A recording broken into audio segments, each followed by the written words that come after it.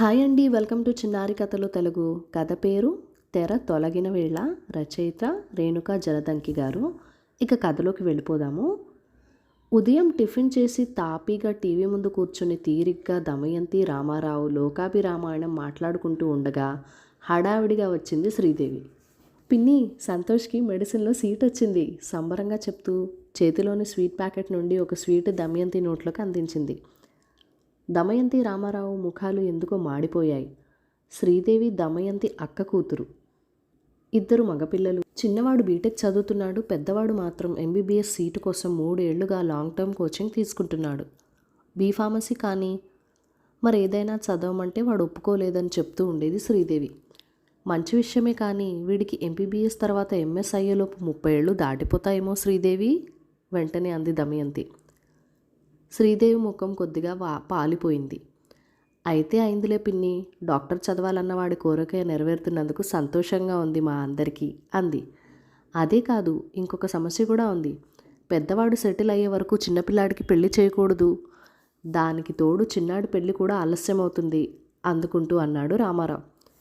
దమయంతి భర్త వైపు సమర్థిస్తున్నట్లుగా చూసింది. అలా కానివ్వలేం బాబాయ్, ముందు చదువులు కానివ్వండి, తర్వాత పెళ్లి మాట, శ్రీదేవి తేలిగ్గా అన్నట్టు అన్నదే కానీ ఆమె ముఖంలో ముందు ఉన్న సంతోషం తగ్గి కాస్త టెన్షన్ కనిపించింది. అది గమనించిన దమయంతికి ఊరట కలిగింది. సరే వస్తాను పిన్ని, ఇంకా వాళ్ళు ఏం మాట్లాడతారో అన్నట్టు గబగబా బయటికి నడిచేసింది శ్రీదేవి. సీటు రాగానే డాక్టర్ అయిపోయినట్లు సంబరపడిపోతోంది. మీరు అలా అనేసరికి ముఖం మార్చుకుంది చూసారా? స్వీట్ ప్యాకెట్లోంచి స్వీట్ తీసి భర్తకు అందిస్తుంది దమయంతి. దిగితేనే కదా లోతు తెలిసేది. మన వాడిని డాక్టర్ చేయలేక కాదుగా మనం డిగ్రీ చేయించింది అన్నాడు రామారావు. కాకపోతే అరవింద్కు డాక్టర్ చదివేంత తెలివితేటలు లేవని ఇద్దరికీ తెలిసిన విషయమే. ఎంసెట్లో క్వాలిఫై కాకపోవడంతో డిగ్రీ చదివించారు. డొనేషన్ కట్టి బీటెక్ చేయించాలనుకున్న అరవింద్ వినకపోవడంతో డిగ్రీ చదివించారు. ఇప్పుడు మధ్యప్రదేశ్లో తెలిసిన కాంట్రాక్టర్ దగ్గర జీతానికి పనిచేస్తూ ఉన్నాడు. పెళ్ళైన తర్వాత భార్య పిల్లల్ని పోషించడానికి కొడుకు సంపాదన సరిపోకపోవడంతో అప్పుడప్పుడు రామారావుకు వచ్చే పెన్షన్ నుంచి కూడా పంపిస్తూనే ఉంటారు. అత్తయ్య, అమ్మాయి పెళ్ళి, మీరు 2 రోజుల ముందే రావాలి. మాకున్న పెద్ద దిక్కు మీరే, పెళ్లి కార్డు ఇస్తూ ఆహ్వానించింది సరిత. సరిత స్వయాన దమయంతికి అన్నయ్య కూతురు. తన కూతురు పెళ్లికి పిలవడానికి భర్తతో కలిసి వచ్చింది. దమయంతి పెళ్లి కార్డు చూస్తూ కళ్యాణ మండపం పేరు దగ్గర ఆగింది. అబ్బాయి వాళ్ళ కట్నం పెద్ద పట్టించుకోలేదు అత్తయ్య, పెళ్ళి మాత్రం గ్రాండ్గా చేయాలన్నారు. అందుకే మీ ఖర్చు దగ్గర వెనకాడటం లేదు సంబరంగా చెప్పింది సరిత. ఇంతకీ పెళ్లి కొడుకు ఏం చేస్తున్నాడు? హైదరాబాద్లో సాఫ్ట్వేర్ ఇంజనీర్గా చేస్తున్నాడు అత్తయ్య చెప్పింది సరిత. ఏం సాఫ్ట్వేరే బాబు, భూమి పడిపోతే వీళ్ళ ఉద్యోగాలు కూడా బోల్తా పడతాయట. ఎవరైనా గవర్నమెంట్ ఉద్యోగస్తుడిని చూసిస్తే బాగుండేది కదా, స్థిమితంగా కాలు మీద కాలు వేసుకుని కూర్చోవచ్చు. పెద్దమ్మ, మా పెద్దల్లుడు గవర్నమెంట్ ఆఫీసరే, అప్పుడు నువ్వు ఆ ఎదుగు బొదుగు లేని జీతాల్లో ఏం బతుకుతారు, సాఫ్ట్వేర్ ఇంజనీర్కి ఇవ్వకూడదు అన్నావు, మర్చిపోయావా? దమయంతిని ఆట పట్టిస్తూ అన్నాడు సరిత భర్త నరేష్. ఇంతకీ కట్నం ఎంత ఇస్తున్నారు? కట్నం వద్దన్నారని అసలేమి ఇవ్వడం లేదా? వెంటనే మాట మార్చేసింది. కానీ ఆమెకెందుకో సరిత భర్త అలా మాట్లాడడం నచ్చలేదు. 30 తేనెల బంగారం, ఓ ప్లాట్ ఇస్తున్నాం అత్తయ్య అంది సరిత. ప్లాట్ అమ్మాయి పేరు మీదే రాయండి, అల్లుడి పేరు మీద రాసేస్తారేమో. ఈ రోజుల్లో ఎవరు ఎలాంటి వారో తెలియడం లేదు అసలే. మా పక్క ప్లాట్లో రాజారాం కూతురికి పెళ్ళైన 4 నెలలకే దాని ఆస్తంతా తెగనమ్మాడు ఆ అమ్మాయి మొగుడు అంది. ఈసారి సరిత నరేష్ కాసేపు ఏమీ మాట్లాడలేదు. కానీ వారి ముఖాలలో సంతోషం కనిపించలేదు. దమయంతికి మాత్రం వాళ్ళని అలా చూస్తుంటే లోపల సంబరంగా అనిపించింది. వాళ్ళు వెళ్ళిపోయిన తర్వాత ఆయన గొప్పలకు కాకపోతే అంత పెద్ద కళ్యాణ మండపం అవసరం అంటారా అంది. మరే, నువ్వు బాగా అడిగావులే, ముఖాలు చూసావా ఎలా అయ్యాయో? తాళం వేస్తున్న భర్త మాటలకి గర్వంగా నవ్వుకుంటూ టీవీ ఆన్ చేసింది దమయంతి. Breaking news. పెద్దాపురం వద్ద అదుపు తప్పిన వంతెన్ని ఢీకొని నదిలో బోల్తా పడిన బస్. టీవీలో పెద్ద స్వరంతో చెప్తున్న యాంకరు. ఇద్దరూ ఆసక్తిగా చూస్తూ సోఫాలో కూర్చున్నారు.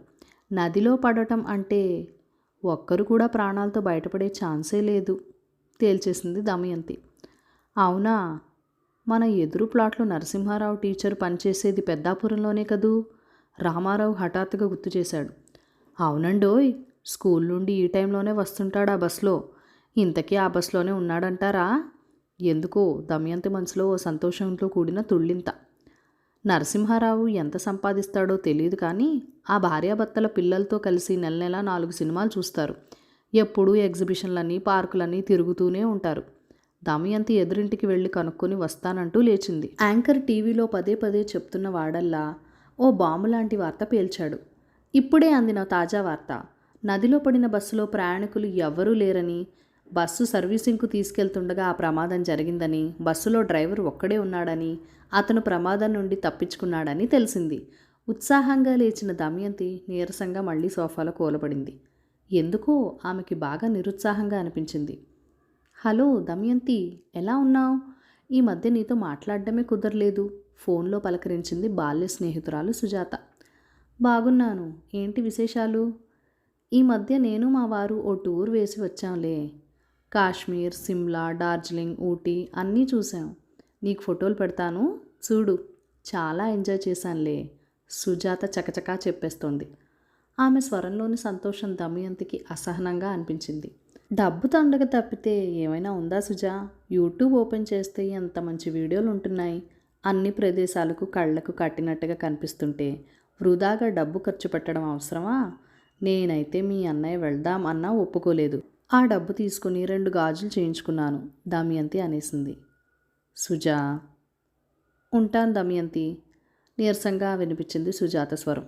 దమయంతి మనసులో మళ్ళీ ఓ ఆనంద తరంగం. నేను నీ మరదలు ఒక నెల రోజులు యుఎస్ వెళ్తున్నామక్క.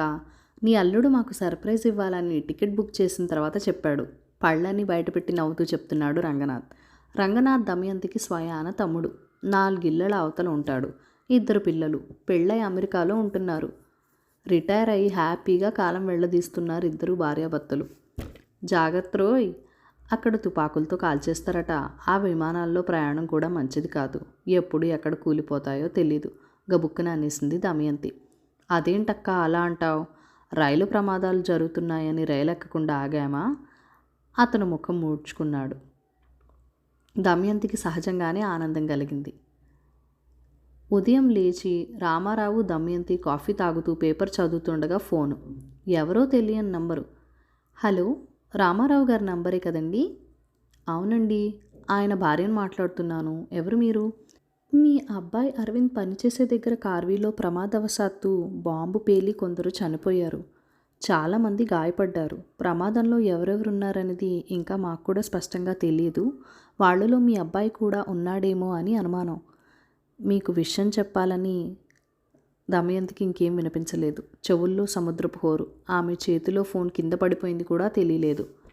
దమయంతి, దమయంతి, అక్క, పిన్ని, అత్తయ్య, రకరకాల పిలుపుల ఆమెను చెవుల్లో గట్టిగా తాకడంతో ఒక్కసారిగా లేచి కూర్చుంది.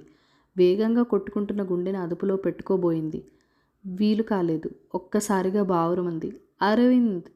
నాన్న, బాబు ఆక్రోశంతో ఆవేదనతో వెర్రి కేకలు వేయసాగింది. అక్క, మన అరవింద్ ఏమై ఉండదు. నువ్వు కంగారు పడకు, మేం వెళ్తున్నాం అక్కడికి. ఆమె చేతిలో చెయ్యి వేసి చెప్తున్న రంగనాథ్ వైపు వెర్రిగా చూసింది దమయంతి.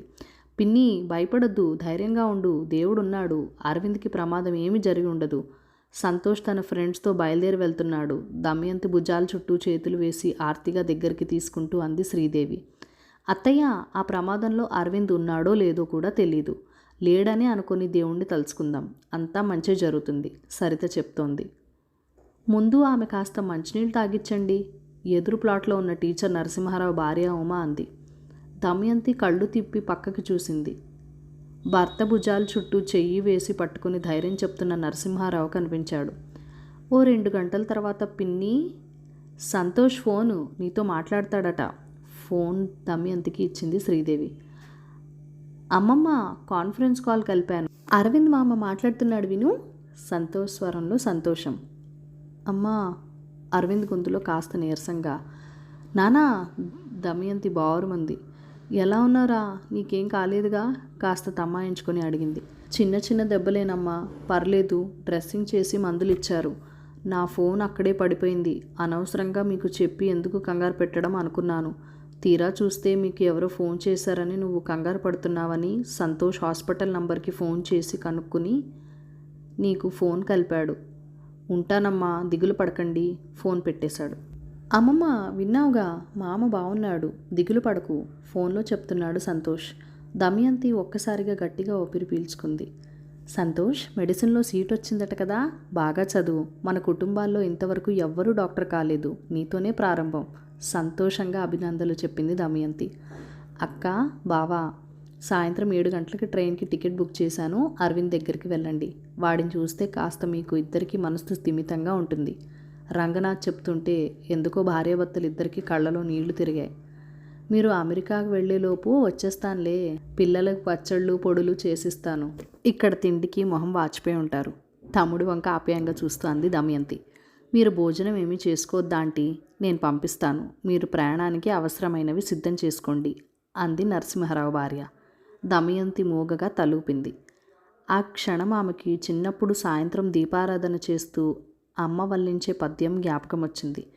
ఇరుగు చల్లనా, పొరుగు చల్లనా, ఇంట్లో చల్లనా, వీధిలో చల్లనా అంటూ అమ్మ భక్తితో చేతులు జోడించి దేవుడి ముందు నిల్చొని ప్రార్థిస్తుంటే, ఇరుగు పొరుగు ఎలా ఉంటే నీకెందుకమ్మా అని తను పక్కున నవ్వేసింది. ఇరుగు పొరుగు చల్లగా ఉంటే మనకేదైనా కష్టం వచ్చినప్పుడు ఆదుకోగలరు తల్లి. వాళ్ళు ఇబ్బందిలో ఉంటే మనకేం సాయం చేయగలరు అమ్మ చెప్పేది. వాళ్ళు బాగున్నా మనకి సాయం చేయకపోతేనో దమయంతి అనేది. సహాయం చేయకపోయినా వాళ్ళు బాగుంటే, వాళ్ళు బాగున్నారు కాబట్టి మనకేదైనా కష్టం వస్తే ఆదుకుంటారు అని ఆత్మస్థైర్యమైనా ఉంటుంది మనకి. వాళ్ళు ఉన్నారన్న ఆత్మవిశ్వాసం మనల్ని ముందుకు నడిపిస్తుంది. 2వ తరగతిలో చదువు ఆపేసిన తల్లి మాటలు చెవుల్లో మారుమోగుతుంటే కళ్ళు తుడుచుకొని తన చుట్టూ ఉన్న వారి వంక ఈర్ష్య అసూయల తెర తొలగించుకొని ఆత్మీయత వైపు చూపులు సారించింది దమయంతి. తన కష్టం వీళ్ళందరికీ సంతోషం కలిగించడం లేదు, పైగా తన బాధను పంచుకుంటున్నారు. ఇక నుండి తను కూడా ఇంతే. అసూయ తెర తొలగిన వేళ ఆమె మనసు ప్రశాంతంగా ఉంది. ఇరుగు చల్లనా, పొరుగు చల్లనా, ఇంట్లో చల్లనా, వీధిలో చల్లనా అమ్మ చెప్పిన పద్యం పదే పదే నెమరవేసుకుంటుంటే పశ్చాత్తాపం ఆమె కన్నుల నుండి ఆశ్రువుల రూపంలో వర్షించింది. కథ సమాప్తం.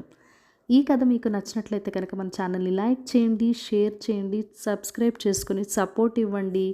Thank you for watching. Bye bye.